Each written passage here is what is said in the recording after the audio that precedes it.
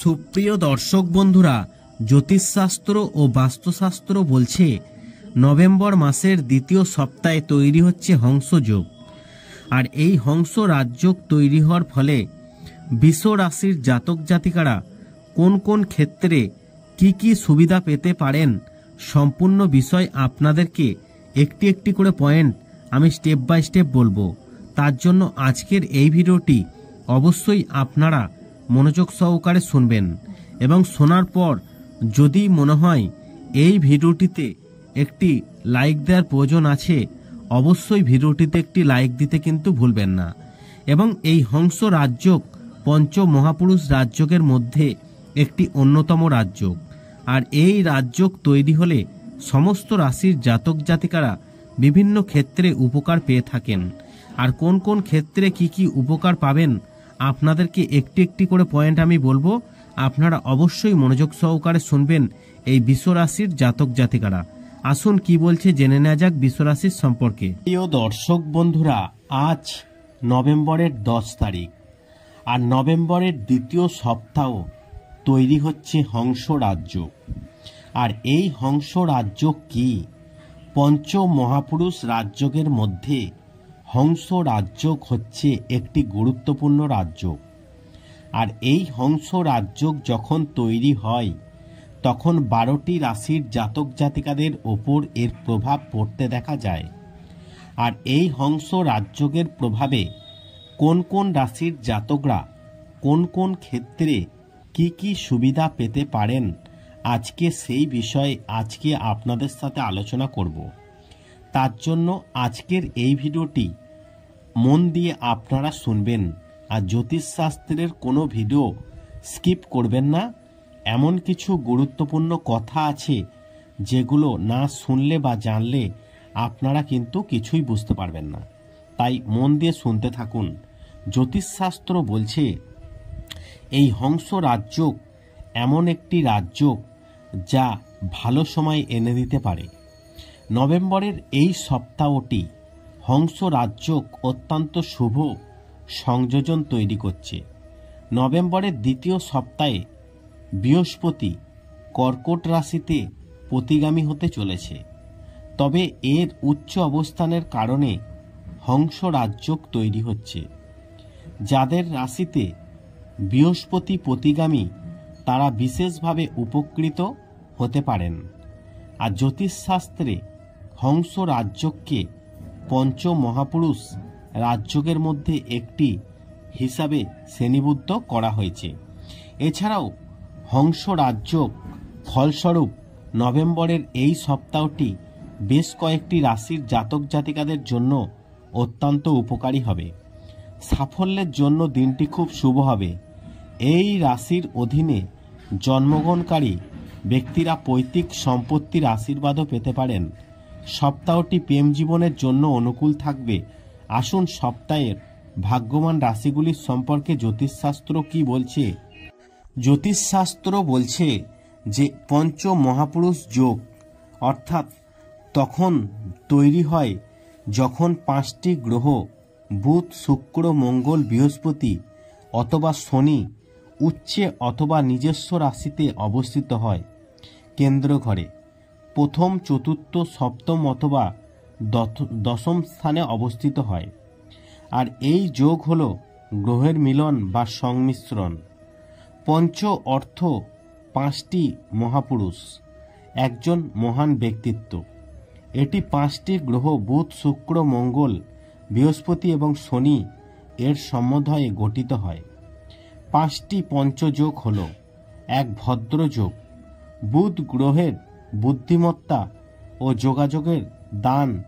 বুধ যখন অর্থাৎ প্রথম, চতুর্থ, সপ্তম অথবা দশম ঘরে মিথুন রাশি অথবা কন্যা নিজস্ব বা উচ্চ অবস্থান করে, তখন আপনার বুধের মহাপুরুষ যোগ থাকে।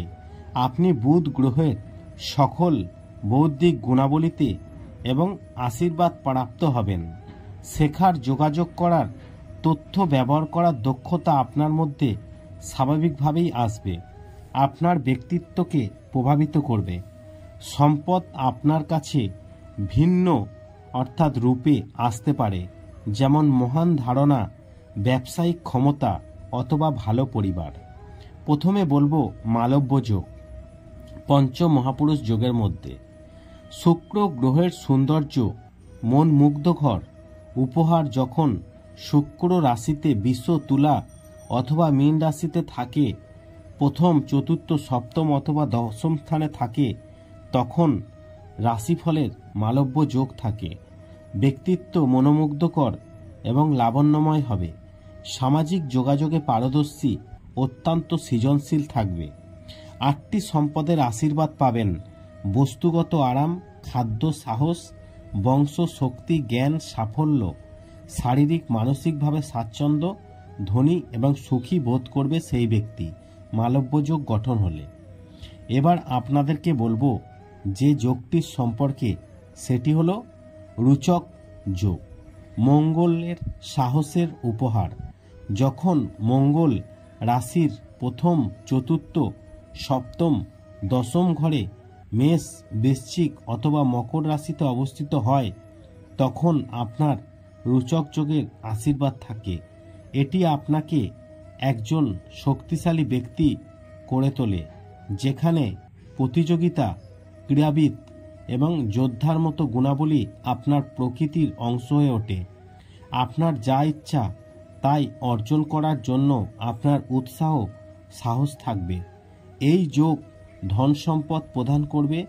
মঙ্গল গ্রহ লক্ষ্য অর্জন, বাধা অতিক্রম করার জন্য দায়ী। নেতিবাচক দিক হলো আপনাকে আপনার রাগ, আগ্রাসন নিয়ন্ত্রণ করতে হবে, দয়া অনুশীলন করতে হবে আপনাকে। এবার বলবো হংস রাজ্য, যা এই নভেম্বর মাসের অর্থাৎ দ্বিতীয় সপ্তাহে তৈরি হচ্ছে। এই হংস রাজ্য পঞ্চ মহাপুরুষ রাজ্যের মধ্যে এই হংস রাজ্য একটি গুরুত্বপূর্ণ রাজ্য।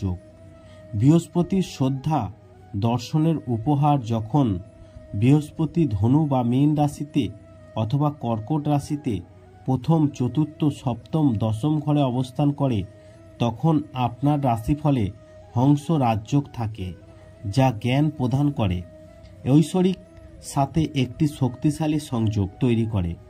আপনার দার্শনিক বুদ্ধিমত্তা থাকবে, যা অন্যদের কাছ থেকে সম্মান অর্জন করবে। হংস রাজ্য হল একটি শুভ জ্যোতিষীয় যোগ, যা দেবগুরু বৃহস্পতির কারণে গঠিত হয়। এটি তার নিজস্ব রাশি কর্কট রাশি কেন্দ্রস্থানে প্রথম, চতুর্থ, সপ্তম, দশম স্থান অবস্থান করে। এই যোগটি ব্যক্তির জীবনে অসাধারণ সাফল্য, সম্মান, জ্ঞান, আধ্যাত্মিক উন্নতি, সমৃদ্ধি নিয়ে আসে। হংস রাজ্য কিভাবে তৈরি হয়? বৃহস্পতির অবস্থান। যখন বৃহস্পতি গ্রহটি তার নিজস্ব রাশি ধনু, মীন, কর্কট রাশিতে অবস্থান করে, কেন্দ্রীয় অবস্থান, অথবা যখন বৃহস্পতি কেন্দ্রস্থানে প্রথম, চতুর্থ, সপ্তম, দশম স্থানে থাকে, তার নিজস্ব রাশি উচ্চতর রাশিতে থাকে। পঞ্চ মহাপুরুষ যোগ। এটি পঞ্চ মহাপুরুষ যোগের একটি অংশ, যা অত্যন্ত শক্তিশালী, শুভ বলে বিবেচিত হয়। হংস রাজযোগের প্রভাব, সাফল্য, সম্মান। এই যোগ জাতক জাতিকাদের জীবনে প্রচুর সাফল্য, সম্মান, খ্যাতি এনে দেয়। জ্ঞান, আধ্যাত্মিকতা। এটি জ্ঞান, বুদ্ধি, আধ্যাত্মিকতা, নৈতিকতার উন্নতির দিকে পরিচালিত করে। সম্পদ ও সমৃদ্ধি। এটি সম্পদ, সমৃদ্ধির দিকে পরিচালিত করতে পারে, যা ব্যক্তিকে ধনী করে তুলতে সাহায্য করে। উদারতা ও ন্যায় বিচার। এই যোগযুক্ত ব্যক্তিরা সাধারণত উদার, মহৎ, ন্যায়পরায়ণ হন এবং অন্যদের কাছ থেকে সম্মান পাবে এবং জীবনে ইতিবাচক, নেতিবাচক দিকগুলো বুঝতে পারার ক্ষমতা থাকবে। অন্যদের সঠিক জ্ঞান, প্রজ্ঞা দিয়ে পরিচালিত করবে। জীবনের বস্তুবাদী দিকগুলোর প্রতি ঝোঁক কম থাকবে। আধ্যাত্মিকের উপর জোর থাকবে। এরপরে বলবো সৎ রাজ্য, অর্থাৎ শনির শৃঙ্খলা, ন্যায় বিচার, দান। যখন শনি আপনার রাশিফলের প্রথম, চতুর্থ, সপ্তম অথবা দশম স্থানে অর্থাৎ মকর বা কুম্ভ রাশিতে অবস্থান করে, তখন আপনার যোগ থাকে, অর্থাৎ যা শনির শক্তিকে প্রভাবিত করে এবং আপনাদের জীবনের প্রাথমিক পর্যায়টি সহজ নাও হতে পারে, কারণ শনি অনেক চ্যালেঞ্জের মুখোমুখি হয়, যা অবশেষে আপনাকে শৃঙ্খলা, মনোযোগ, দীর্ঘ সময় ধরে কাজ করার ক্ষমতা শেখাবে। নিয়ম শৃঙ্খলা মেনে চলতেও কিন্তু খুব বেশি কঠোর পরিশ্রমকারী হওয়ার ব্যাপারে সতর্ক থাকতে হবে। শনি ধীরে ধীরে চলে, সব কিছু পর্যবেক্ষণ করে, কর্মের বিচার করে, কিন্তু কঠোর পরিশ্রম নিষ্ঠার ফল ভোগ জীবনের শেষ দিকে 30-এর দশকের মাঝামাঝি সময় পাবে এবং প্রচুর সম্মান, ক্ষমতা অর্জন করবে। সকলের সাথে সম্মান আচরণ করা এবং মানবতার সেবায় মনোনিবেশ করা বুদ্ধিমানের কাজ হবে। আশা করি এই ভিডিওর মাধ্যমে আপনাদেরকে জানাতে পারলাম যে পঞ্চ মহাপুরুষ যোগ সম্পর্কে। আর এই পঞ্চ মহাপুরুষ যোগ কোন কোন যোগগুলো হচ্ছে পঞ্চ মহাপুরুষ যোগ: সহস্রার যোগ, হংস রাজযোগ এবং মালব্য রাজযোগ। আরও দুটি রাজযোগ আছে পঞ্চ মহাপুরুষ রাজযোগের মধ্যে। আর সেই রাজযোগ দুটি সম্পর্কে এখন বলছি, অবশ্যই আপনারা শুনতে থাকুন। এবার আপনাদেরকে বলবো পঞ্চ মহাপুরুষ রাজযোগের মধ্যে একটি গুরুত্বপূর্ণ রাজযোগ, সেটি হচ্ছে মালব্য রাজযোগ। মালব্য রাজযোগ হলো একটি জ্যোতিষশাস্ত্রীয় যোগ, যা শুক্র গ্রহের একটি নির্দিষ্ট অবস্থানে থাকার কারণে গঠিত হয়। যখন শুক্র গ্রহ তার নিজস্ব রাশি বৃষ বা তুলা অথবা উচ্চতর রাশি থেকে জন্মকুণ্ডলীর প্রথম, চতুর্থ, সপ্তম বা দশম ঘরে অবস্থান করে, তখন এই যোগের সৃষ্টি হয়। এই যোগকে একটি শক্তিশালী মহাপুরুষ রাজযোগের অংশ হিসাবে গণ্য করা হয়।